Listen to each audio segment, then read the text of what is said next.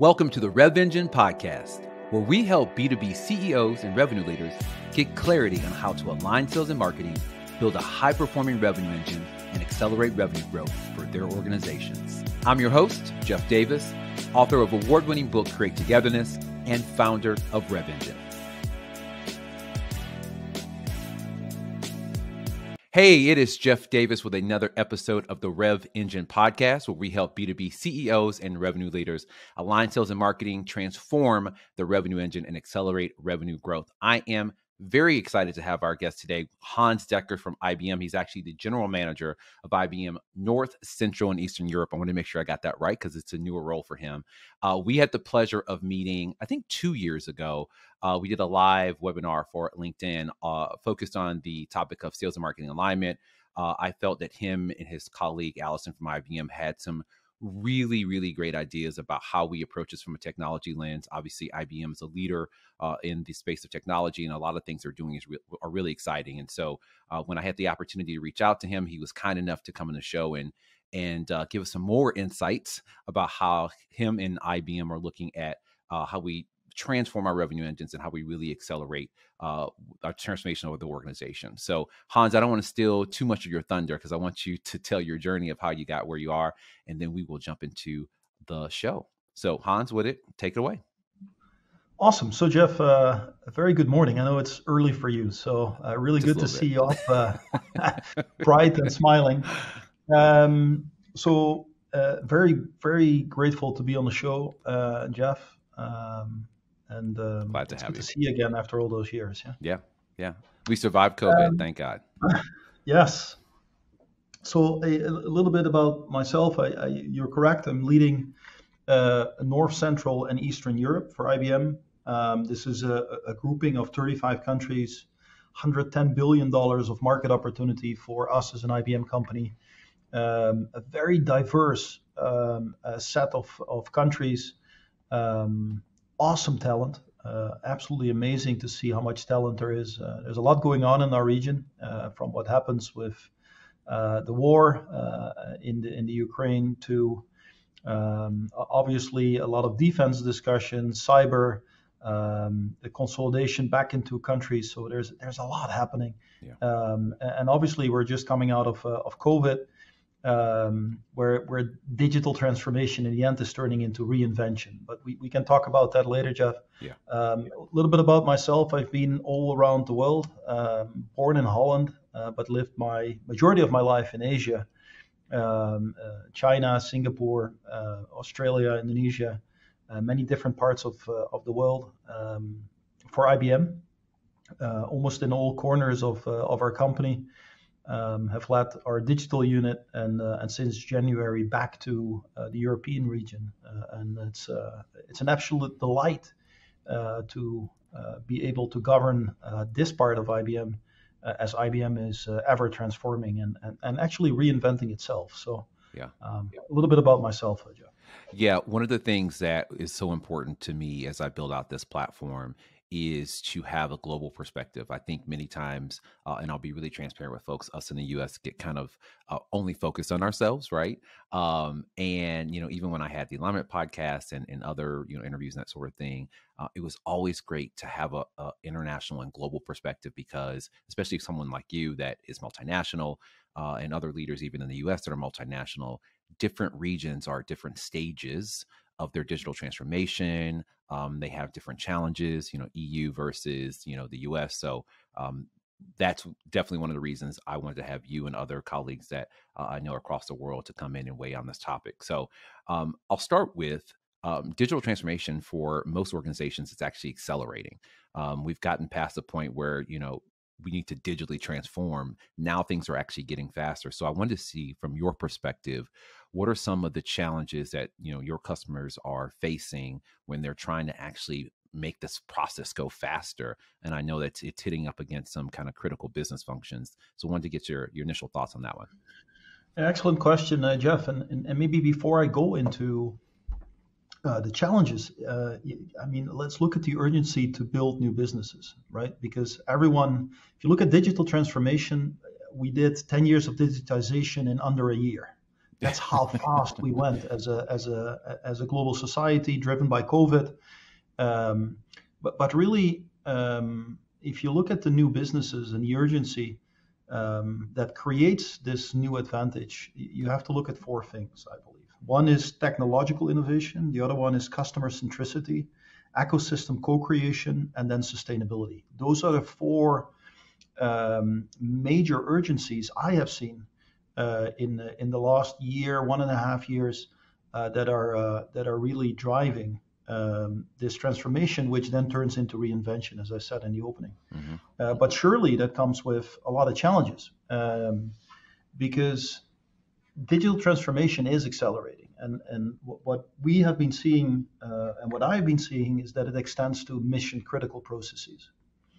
And there are five common problems I see when I work with CXOs, big partners, big SIs. And the first one is really that we are managing increased complexity, given the heterogeneous IT environments, right? Every client I've met, Jeff, has a multitude of public clouds. Yeah. Amazon, Microsoft, Google, IBM. Actually, the data says that 76% of the users of our societies, companies, are utilizing two or more public clouds. Interesting. That complexity is ever increasing. Okay. Yeah. The second challenge that I see across the playing field now is that how do you derive value from an explosion of all the available data? So there will be 2 to 3 times as much data by 2025 as there is today. Every day, Wow. right? We've got 2.5 quintillion amounts of bytes being created. And this explosion of data won't stop, right? So that's the second challenge I'm seeing. Third one is really that there's a shortage on skills. And the level of automation you need to break through silos, optimize, make sense of all of the data that is exploding, and also connecting the multitude of clouds, it needs a lot of automation, and we don't have enough skills to do it, which is the third challenge. Fourthly, underpinned all by security, huge security issues that are coming with these complexities. And then more and more, I see sustainability as rising to the top of one of the major challenges to address. So Yeah. I know it's a lot here, but these five things, right? Multiple environments, explosion of data, huge need for automation, big security issues I'm seeing, and then sustainability is rising to the top. Those five. Yeah. So I want to double click on two of those in specific, because I think they're directly related to, not that all of them aren't, but I think the two are directly related to, like, the sales and marketing relationship and building that revenue engine that is producing sustainable results. And so the kind of multiple cloud environment, I think, is the first one. So let's talk about, I know we had some offline conversations about this idea of this hybrid solution. And then the second one, especially data, let's dive into that, because I think, one of the first things I talk about when you're trying to align these two organizations is that you've got to get a fundamental sense of truth of how we're interacting with the customer, and that starts with the data that sales and marketing are generating. So let's start with the kind of hybrid cloud solution and what organizations need to look at when it comes to that, and then we can jump over to the data. Yeah, I think if you're listening to this podcast and you're in a business role, ask yourself the question: how fast is your cloud consumption growing, and how quick could you or your organization or your piece of government switch to something else? So do you have control, and do you have flexibility to move if you needed to? And what I'm seeing, Jeff, is that increasingly this is not the case. So companies have been on a journey to cloud, and this journey to cloud has no specific purpose, right? So while many clients are moving workloads to one or multiple clouds, what many of them are challenging with, if changes come in the environment, COVID has been a great driver, a war could be a great driver, compliance could be a great driver. How do you switch? And this is where many companies now are thinking on how do you interconnect into a hybrid environment where Yeah. you're basically not reliant on a single public cloud or a private cloud for that matter, but how are you able to create a new abstraction layer by which you deploy your workloads that can sit anywhere, run everywhere, um, independent of the infrastructures that are below, which requires proper design, proper solutioning. And and IBM, first and foremost, is a big believer that we're entering a need to rethink how we look at cloud. And hybrid is, in my view, a key destination Yeah. of all of these environments. At what point in an organization's uh, transformation to cloud or shift to cloud would it be appropriate for them to start thinking about this hybrid approach? If someone, I would assume early in their journey, this is maybe not where they need to be, but what is that catalyst for thinking about that in that way? I mean, the real honest answer is yesterday, because as Oh, soon as great. you as soon as you move workloads onto a cloud, you have to make a decision already. Do you want this workload to sit on a specific cloud, or do you want it to be Yeah, designed in such a way that it's cloud native and mobile? Um, so as soon as you pick up a workload, you have to already make sure that it lands on the flexibility that you will need in the future. And many clients haven't done that yet, right? So okay, huge opportunity. yeah.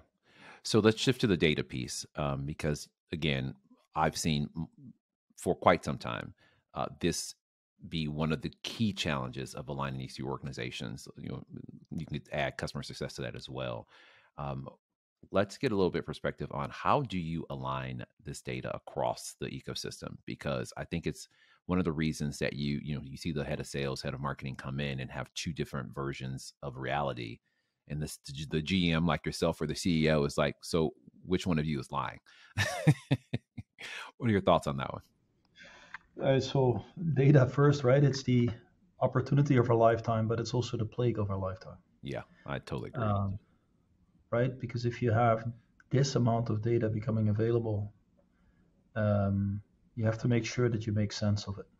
And mining the data to make it meaningful, including data that is dark, video, audio, photos, um, provides a huge challenge, but again, a huge opportunity. So, um, who's right and wrong, sales versus marketing, to me is um, maybe not the right question. The right question is what are the data sets?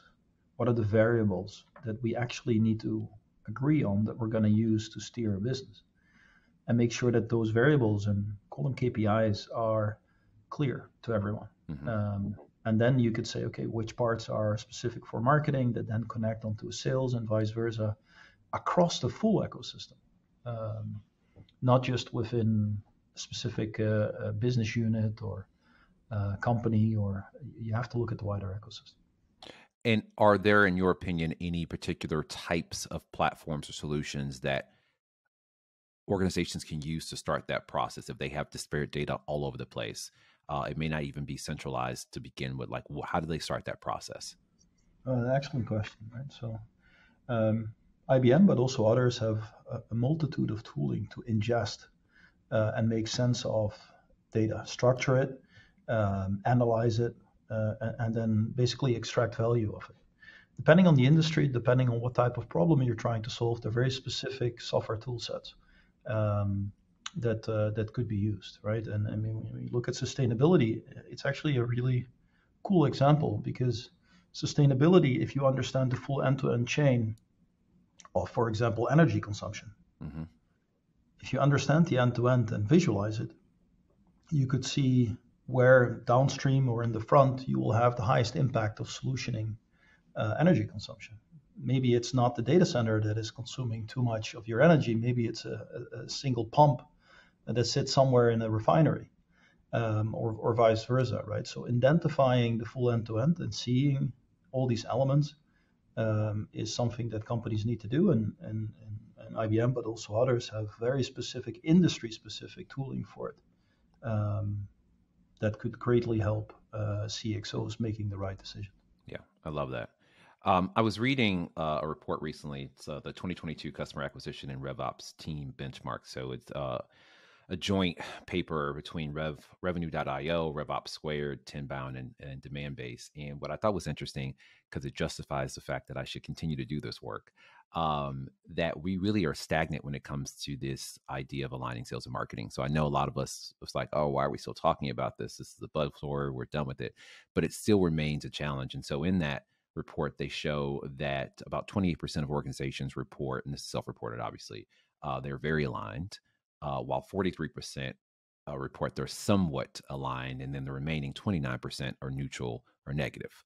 And that has been, in the years that they've done the report, pretty stagnant. So people aren't really moving. So to me, just the way I think, that means it's a challenge. I'm sorry, it's an opportunity if you're able to break out of the category again. So my question is, how can organizations leverage technology in the right way? So that's avoiding those new shiny bright object that we get no one uses, to break down silos and really align across revenue engine. Hmm.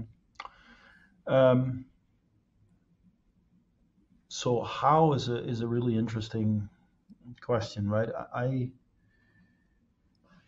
The first thing that I like to do and also like to work on with the teams is what is the problem we're actually trying to solve, right? So Mm-hmm. be extremely clear on first what are we solutioning for, and then within it, how can technology play a key role in getting there? Because I believe that technology is and will be the differentiator in the next 2 to 3 years for a lot of what you just mentioned, right? Mm-hmm. But we have to look at technology in a very different way, and you see that also in how the mix of technologies in each industry changed during this crisis, right? So I think if we go back, Jeff, when we spoke, we talked about advanced analytics, process automation, Internet of Things. And what you're really seeing is that many of these technologies has moved to the back burner. Now it's about mobile, artificial intelligence, cloud, um, because of the rapid digitization. And I believe if you look at mobile as technology, is a really good example. What you want is not a B2C, not a business to consumer, or not a consumer to consumer relationship. You want a human to human relationship. Mm-hmm. Um, for that, you need to bring the back end of your data and information systems into the hands of your consumer or employee, which is all mobile.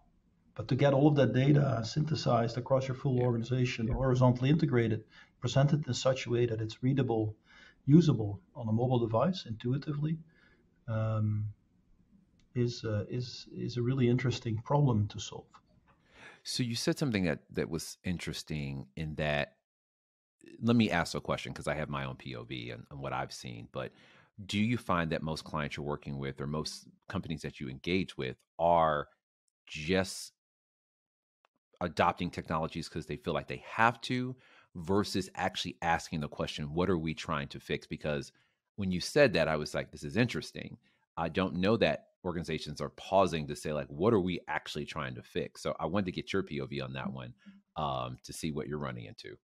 I think it's a continuous process on figuring out what is the problem we're trying to fix, um, and it needs continued discussion. I think many of the teams start running after a certain solution instead Mm-hmm. of pausing collectively and spending actual time on finding the right problem. I always say this: finding the solution is much easier than finding the problem, Yeah. um, and and and it's that problem that intrigues me.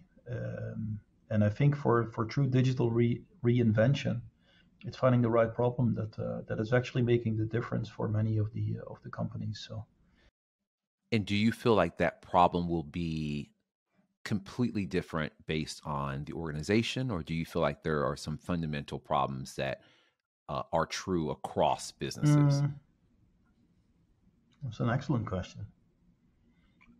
If you invert that question, I believe that the root of the inefficiency in today's organizations sits in the silo. Okay. So if you're solutioning for a better marketing machine, you can solution that within marketing, but you lose the point. The point is to solve the problem holistically for the organization, which is much wider than just marketing. The same is true for sales. Right. The same is true for your product divisions. If you're looking at the problem much more holistically than from a lens of your profession, your role, or the division you belong to, you're starting to get much closer to the problem you should be solving. And then use technology again to solve this overarching problem. More and more, Jeff, I see companies that are successful, they're able to attack problems holistically versus the individual ones. Yeah. I also was thinking recently about digital first selling. I actually was talking about this topic not too long ago.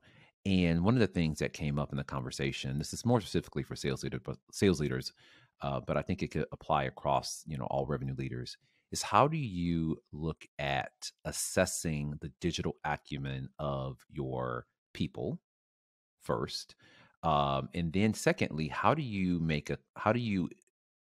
shift culture so that people are adopting and actually using the technology that you've chosen. So it's a twofer there. The assessment piece I think is first, because I think that a lot of, especially small organizations, that all of this is new, right? I think they are the ones that are the most successful, is just throwing a technology at it and hoping it works. But I think, to your point of stepping back and trying to understand the problem you're solving and then really assessing where you are, I think that could be challenging. So I want to get your thoughts on how you would approach that, or how you would suggest people to approach assessing where they are from a I mean, technology within standpoint. IBM, we have two methods, right? The design thinking methodology, and we also use in the consulting side, we use garages. And I'm Okay. oversimplifying now, but what I love in that methodology is that we do what we call process teardowns. So you take a team of IBM experts, you take a team of the client in multiple dimensions, and you basically start breaking down how a client engagement, as an example, could look like or should look like versus where we Okay. are today. And what is really interesting to see is when you go through such emotion with your client or your partner, is that for the first time, um, you'll see them actually sharing what a customer is going through, interacting with your company or your ecosystem, which gives great insight on where there are misalignments within these organizations. Back to the root of the inefficiency sits in the silo. Um, so once I got um, the metaphor of what we call a bucket chain. So if you have a fire Okay. brigade, in the old times, a couple hundred years back, would be a fire in a small village. People would be awake, would be waking up because there's a fire. If they were sleeping at night, they would form this bucket line, right, of buckets between the well or the river water, and they would pass on these buckets left to right, and they would throw it on the fire. Um, Hmm. you don't need to explain people what to do at that time because they understood, right? Fire, water. Let's bring the water to the fire, and they would do it very Right. coordinated without anyone else governing it. Right? It was very obvious. You need to be careful moving the bucket left to right. You don't want to do it too fast. Water will spill out. And they would do proper handovers and it would go left to right, left to right. If you bring that simple methodology to today's business, you would do the design thinking or garages using the bucket chain analogy, you'll see that there are many disconnects. Hmm.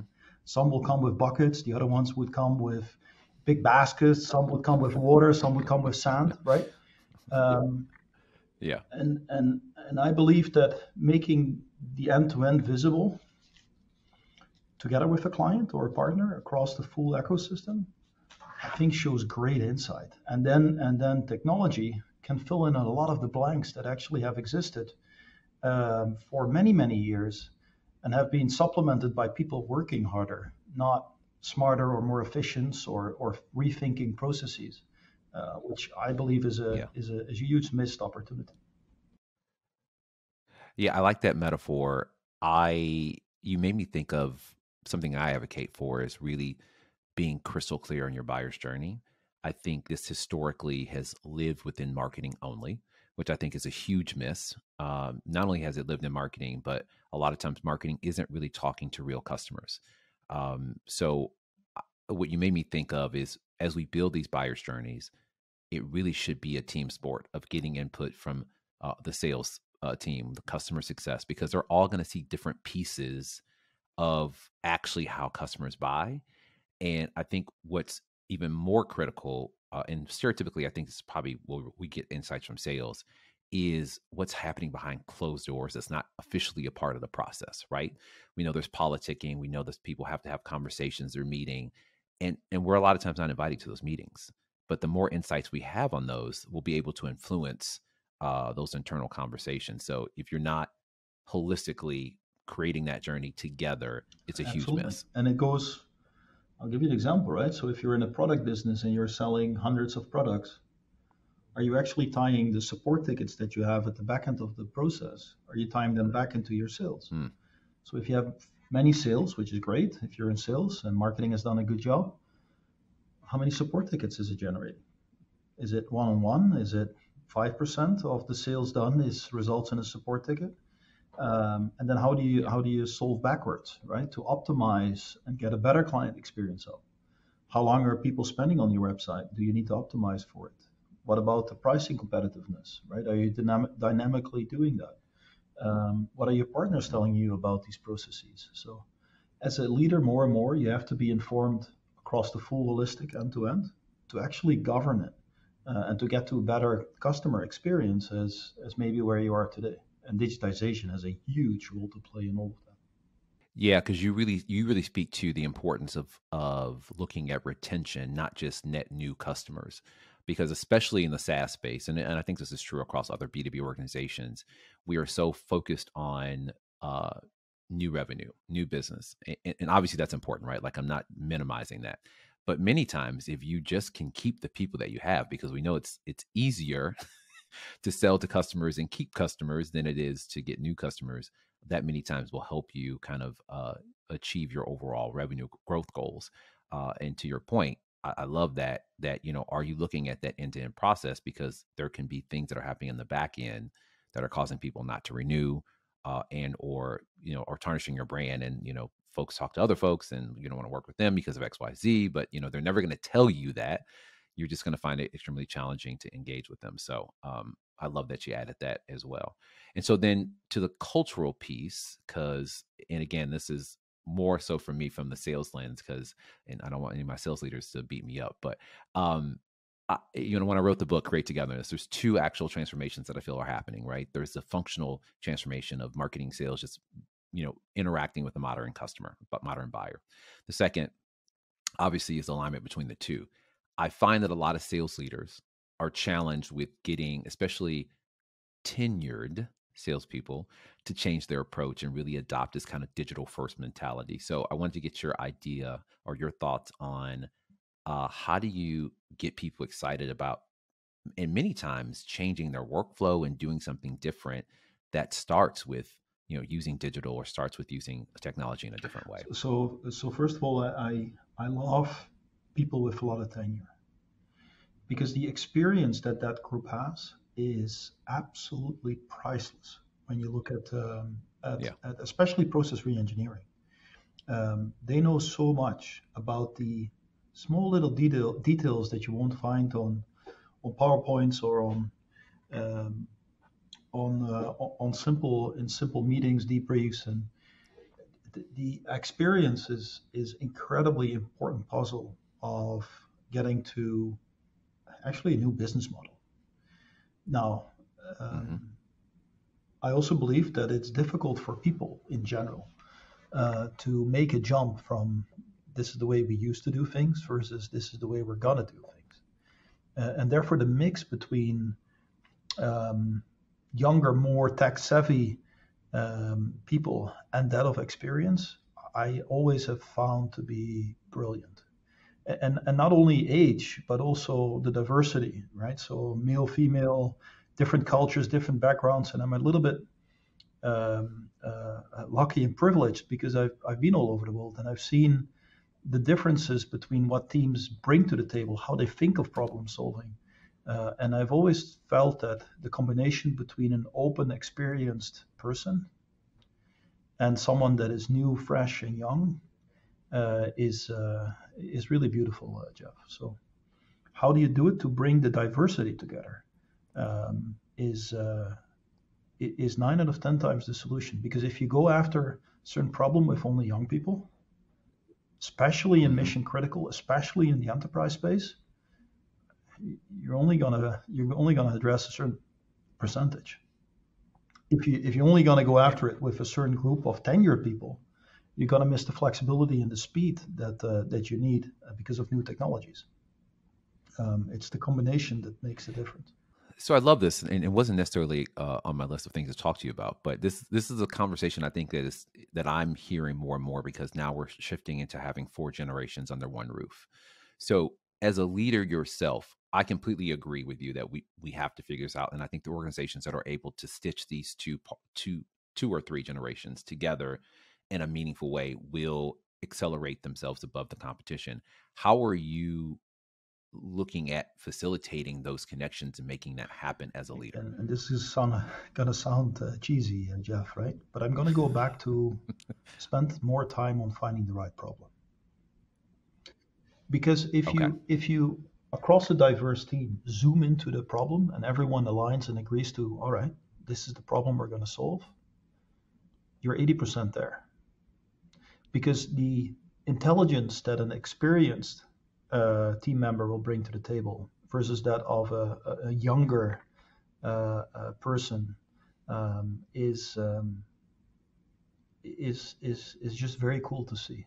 Um, and it's the differences between the two and the sum of the two that uh, make this work. Yeah. So, but you have to Yeah. center them around what are the problem we're trying to solve. How does the data look like?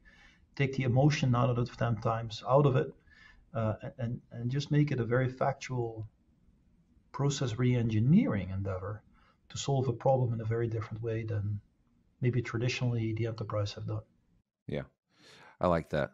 Um, a couple last questions as we close out. One I always have to ask is, in your opinion, how can marketing be a better partner to sales? And the reason I'm asking this is that I run into this as well sometimes, is that sales leaders are frustrated with their marketing colleagues or don't really know what to ask for in order to build a better relationship. So in many cases, they do want to work together, but we historically have not spoke the same language, et cetera, et cetera, et cetera. So I wanted to get your POV on what would you recommend to marketing leaders to really kind of say like, look, we're going to do this differently, and that could be through technology, it could be through culture, it could be through just communicating better. But want to get your thoughts. I love it when a marketing leader comes to me and saying, Hans, what do you want me to do as a function? And then for me to answer, and then to get a little bit of a dialogue up, and then to say, before I dive deeper, let me show you what I've been doing today. And what I and then let's discuss what the gap is between what I've been doing today and what you just asked me to do. Um, Hmm. this Okay. dialogue between business leaders and marketeers, I don't think is happening enough. So everyone takes the plans for a quarter or for a year, locks them in, and then goes with it. How do you make sure you're still in sync with the business and the business is in sync with marketing, that the roads don't deviate? Um, is really important because um, often I see the two roads diverge, right? Because business priorities change, external environment is changing. If plans are locked in Yeah. early in the year and you're not flexible enough to adjust, um, for sure at the end of the year you'll end up at different places. So that's an interesting question for a functional leader to ask another one. I think there is a bit of humbleness as well as vulnerability in that question to focus on, which is not good or bad. I just think that's maybe why we're not seeing it being asked as much. But I think there is a it's a great question that shows your ability to be objective about your performance and not take things personally. So the gap being not that you're not doing your job and you're not meeting your goals, but the question elicits what do you need? Where am I performing what I'm doing? And where is the gap? Like, why are we not working together, or what opportunities exist for us to work together in a different place? So I actually quite like the question. I might steal it from you. I'll give you credit, of course. But you're really looking for that white space between, your expectations of me and what I'm actually delivering in your Yeah, mind. and also vice versa, right? It could be that in this case the marketing function tells me I'm doing these things, and I go like, Yeah. really? That's awesome, Yeah. right? I just didn't know. Therefore, I need to adjust on the business side with the business Yeah. teams to make sure, right? So I just the net of this is I don't think both on the KPIs, on the positioning, on the targets, but also in the dialogue, we spend enough time together. So to end on a positive note, because there is a lot of work to be done, and I never want to end on a doom and gloom. I want to have an aspirational conversation. What are some of the top opportunities that revenue leaders and CEOs have to leverage technology to take the organization to the next level in the Awesome, future? awesome, awesome, awesome question. Right. Um, so I think the business models that are evolving now need technology. I think that technology actually will be the driver for a lot of the reinvention that now needs to happen.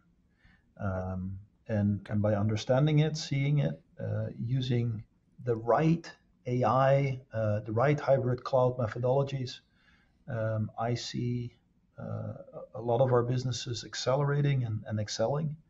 And I think the future is going to be awesome, Jeff. Right? Technological innovation that's coming. There's a whole new paradigm in computing coming with quantum. The continuous focus on customer centricity, the co-creation, if you're open for it with this ecosystem that's out there, is Hmm. fantastic. And then on a positive note, right? I think it's up to all of us to really work the sustainability angle, as that is going to be um, probably the number one problem we need to solve as Yeah. society. Awesome. Well, Hans, I always learn a ton when I talk to you. I think we covered a lot of ground that is very actionable for those that are listening. In particular, the couple of things that stand out to me is this idea of really focusing on the business challenge first and answering what it is before you throw technology at it. Right. I think the other one is that I had not heard before, but I definitely am going to adopt is asking the question: where's the gap between where I am and what your expectations are? I think it is a really great place to start. And then the other one, the idea around this kind of hybrid cloud, where where you need to be able to be agile, and where if you were ever to need to shift environments and being ready for that, no matter the size of the organization. So I think those are all relevant. I think they're all timely as we kind of progress in this acceleration of digital transformation.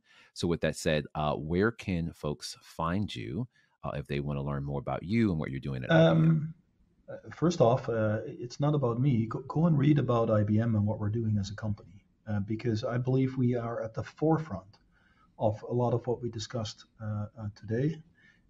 I'll be on IBM websites, LinkedIn. You can find me, reach out to me, Jeff, as always. But Yeah.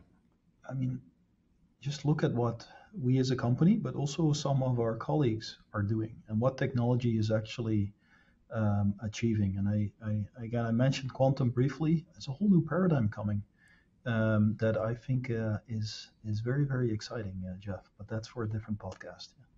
Nice. I love it. We'll definitely have you back on to talk about more. We'll maybe do a deep dive into quantum and AI and all that sort of stuff, because that is it's a whole different topic. So, well, Hans, thank you so much for your time again. We appreciate it and hope you have a Thanks, Jeff. great Same to day. you. Bye. Thanks. Thanks for listening to the Rev Engine podcast. I hope today's episode provided you with some actionable insights that will help you begin the process of transforming your organization to a high-performing revenue engine. If you found today's episode valuable, we ask that you support the show's growth in 3 ways. First, share the episode with your friends and colleagues. Second, follow me on social media at Meet Jeff Davis on LinkedIn, Instagram, and Twitter. And finally, give us feedback on who you'd like to see on the show next. That's all for this episode. We look forward to having you join us next time, where we continue the conversation on how to build a high-performing revenue engine.